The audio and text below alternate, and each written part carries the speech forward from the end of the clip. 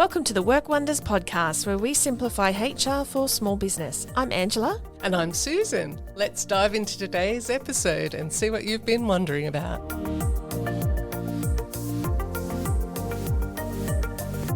Today's going to be a fun episode. Come along with us as we go down memory lane, and Susan and I talk about what are the worst interview questions we've encountered. This is the Work Wonders podcast.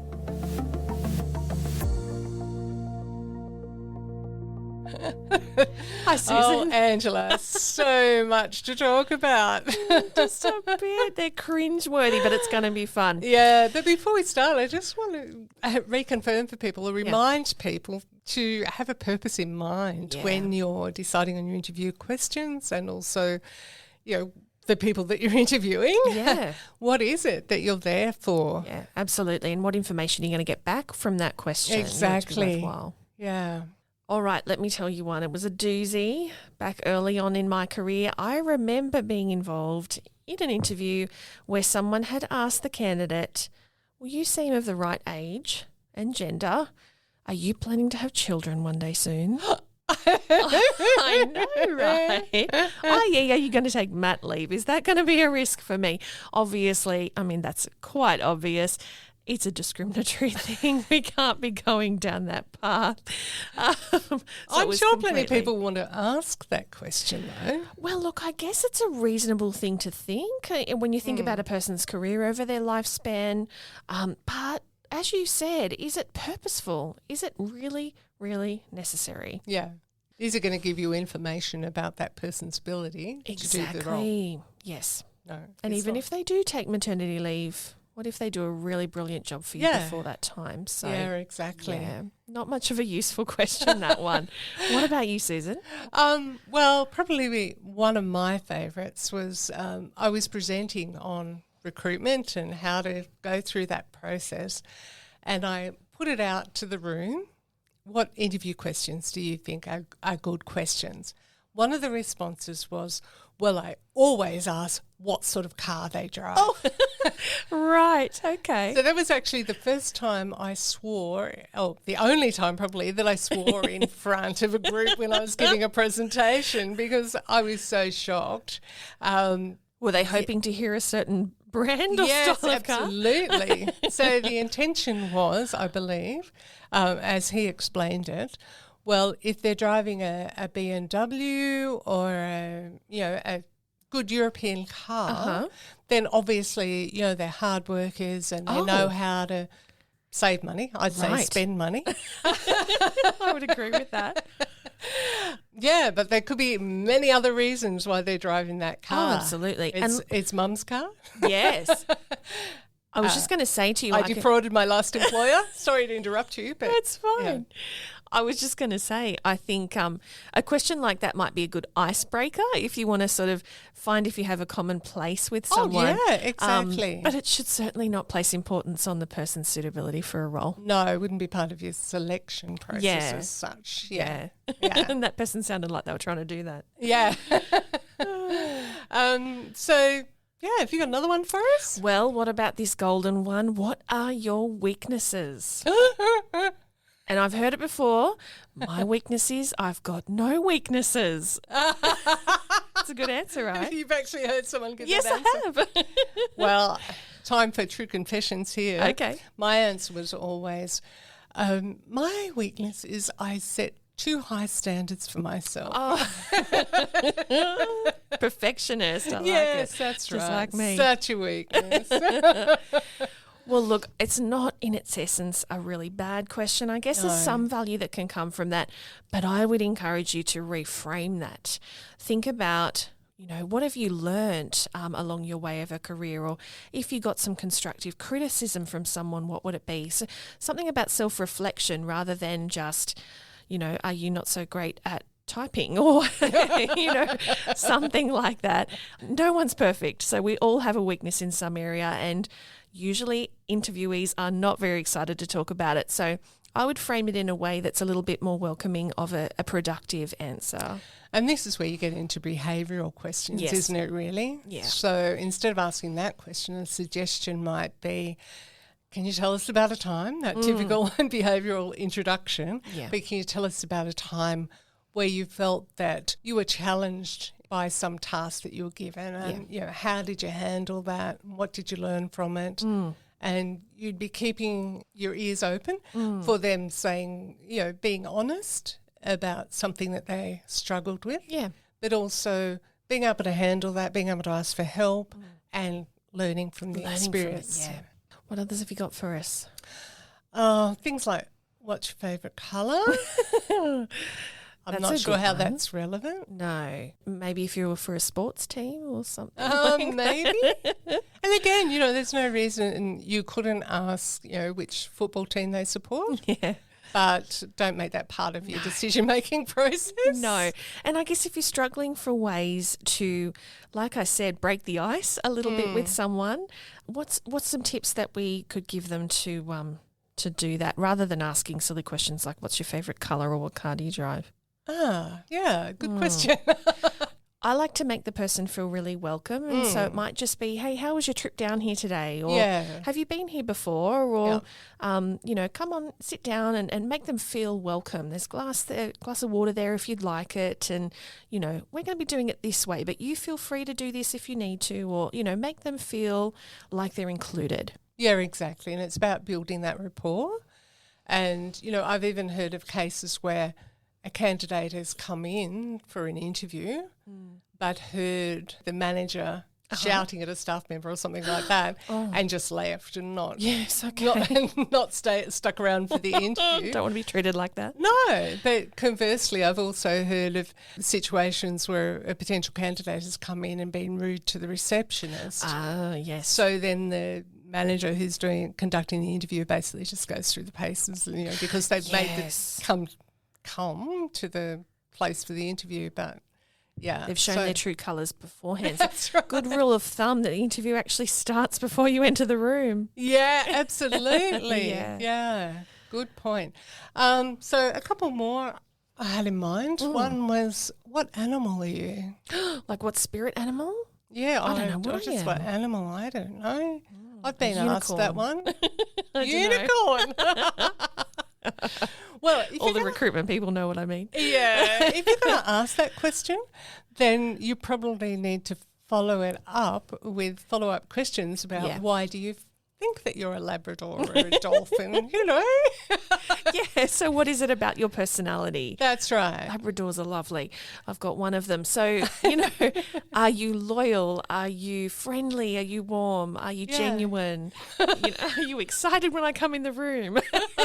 Or do you shed hair all over the house? So I understand what you're saying. Dig a little deeper. There's something there that's more of value. Yeah. Hi, Angela here. Are you looking to hire staff in your business but fitting it around your other work is tough? Have you struggled to find the right people before and it ends up feeling like more work than it's worth? My business, Total Workforce Services, can help you. From advertisement to offer, we can guide you through the entire process as if we were your HR manager, and you can benefit from our decades of experience to find not just anyone to fill your role, but someone that you'll love to work with. We offer flexible and affordable packages so you can choose the one that meets your needs and you pay a fixed fee. Let us take care of the time-consuming stuff and fast-track you straight to only the strongest candidates so you can spend your time growing your small business. To find out more, you can find my details over on the Work Wonders website, workwonderspodcast.com.au. So we've talked about a few different ones, and there's also one that is a standard interview question that I'm not sure how much value is in that. Okay, and that tell is us the about good old, where do you want to be in 5 years' time? Okay. What do you think about that? Oh, look, it's an oldie but a goodie, but I understand what you're saying. It's not necessarily a true indication. I mean, COVID's taught us anything. People don't stay in careers for as long as they used to. True. 5 years is a long time in one job these days. Yeah. That's right. So I think that it's hard for people to sort of place themselves in that. Even using COVID as an example again, it's hard for people to plan too far in advance. So I don't think you're always going to get the most valuable answer. I mean, every employer wants a person that's going to stay around forever, but I think gone are the days for people to stay in a job, one job for their entire life. Yeah, exactly. Yeah, it's a bit of a funny one, especially if you ask where they want to be in 10 years' time. Yeah. And even, back in the day, pre-COVID and everything else, I used to think, well, the obvious answer to that, if you're being interviewed by an immediate superior, would be, well, in your job, of course, but you can't actually give that answer in an interview. Well, no, but I'm thinking, what if we were to, reframe it Great. to be something more like, well, tell us why this is the job for you. There's lots of jobs on the market. What's brought you here today? What is it about my business, my organisation that makes you want to work here? Yeah, exactly. And you could even add to that, and what would keep you here? Yes, So we're point. keen to know more about you. Yeah. What would keep you working for our organisation? So I think, Susan, there's a bit of a theme here. It's all about discrimination. Well, not all. Well, but a lot of it is. Yeah. True. And it's about understanding what your interview is for. So you talked about purpose in the beginning. So I would always recommend to decide what you want to talk about and what you want to get out of the interview before it even begins. Yeah. So you do a lot more recruitment than I do. Mm-hmm. What do you think about giving the interviewee the questions beforehand? I love it. Okay. And let me tell you why. I think it's controversial because some people do and some people don't. Yeah. The reason why I love it is two things. It settles people's nerves. Well, it actually made me more nervous when I did had it? that. Yeah. Oh, that's interesting. For most of interviews I've found, it does make people feel a little bit they like know they what can to follow expect. along. Yeah. That was probably what was so frightening to me. But I also like that it gives people a chance to just have a bit of a brain dump beforehand and think about what they'd like to say.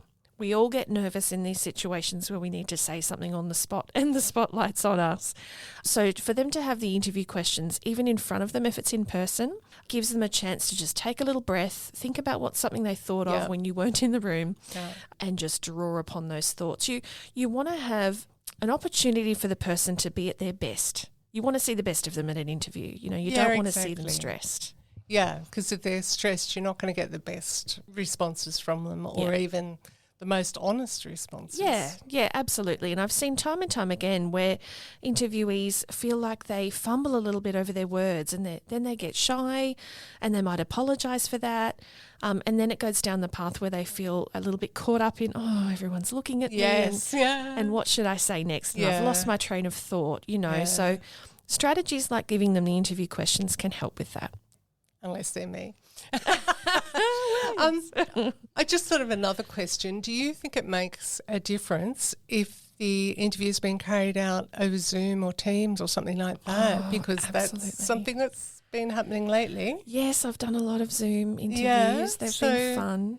Is it harder to establish rapport? Yes. I have to work harder at making the person feel welcome, like I talked about, but also making them feel engaged. And, the technology of it all, not everyone's great at using Zoom or Teams. And so you want to make sure that there's no barrier to communication. Yes.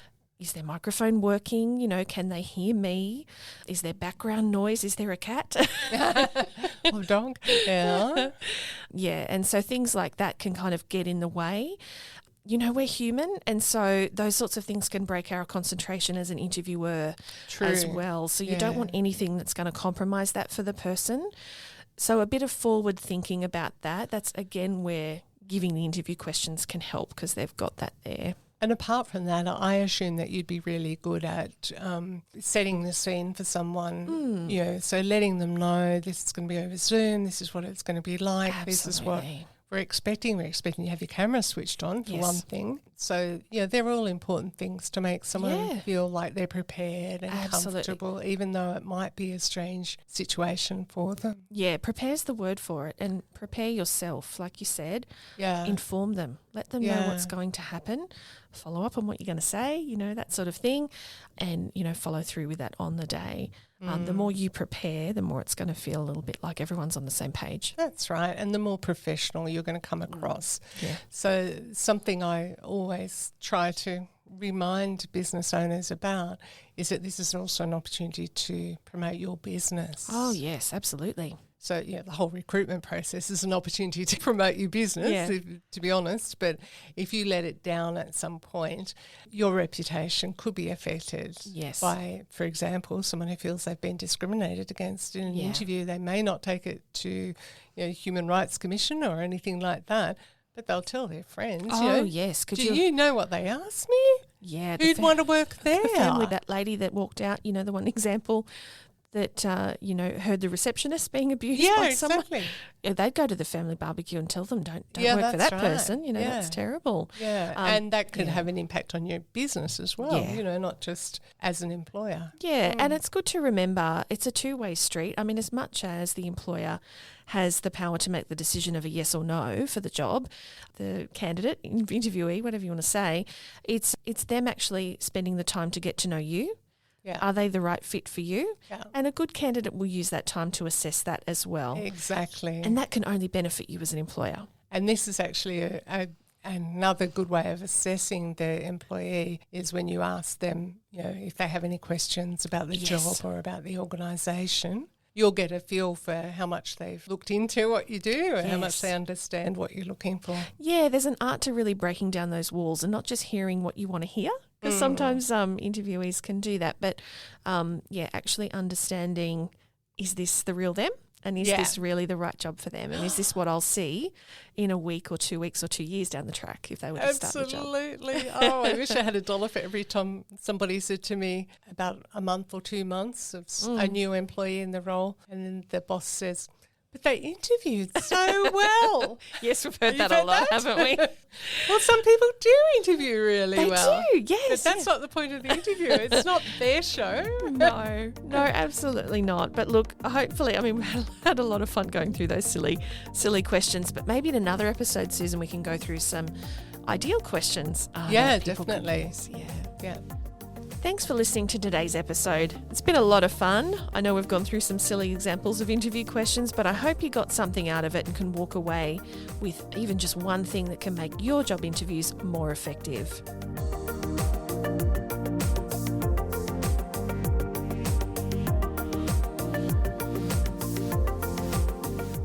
Thank you for listening to the Work Wonders podcast. Hit subscribe now so you never miss an episode. And if you enjoyed today's, why not tell your friend and maybe even leave us a review? So what have you been wondering about? You can pop onto our website, workwonderspodcast.com.au, and let us know. We'll talk to you again soon.